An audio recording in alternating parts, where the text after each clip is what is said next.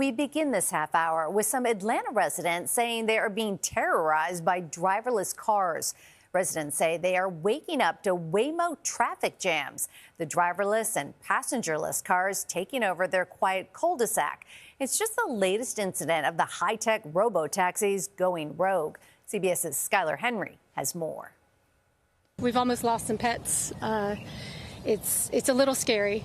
Andy Brown Millheisler is one of a handful of residents along this Atlanta cul-de-sac that had been dealing with a recent Waymo invasion. It has been primarily in the mornings, but it's unpredictable, really. She shot cell phone video of the driverless car, sometimes exceeding the neighborhood speed limit, circling outside of her home. Then, this. An eventual logjam of what she said amounted to between 40 and 50 Waymos. We put the little yellow man out as a traffic calming device.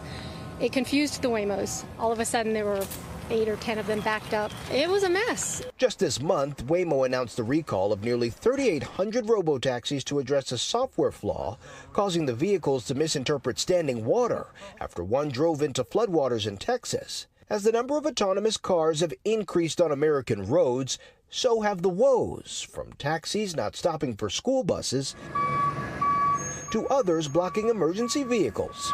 Darrell West is an AI and robotics expert. In a lot of respects, autonomous vehicles are safer than human-driven vehicles because they don't get distracted and they don't get drunk. But people don't want to be run over by an autonomous vehicle.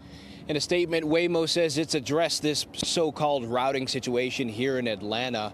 West says for companies like Waymo, they have to continue to work on communication and, for that matter, feedback between them and passengers in order to improve rider confidence.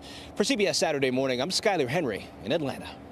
That freaks me out a little bit. Yeah, I'm torn on driverless cars because statistically they're supposed to be safer than cars driven by humans, but then things like this happen, you know? And no, you have little kids. Can you imagine if that was going around in your neighborhood? No. I know that would scare me a little bit. It is scary.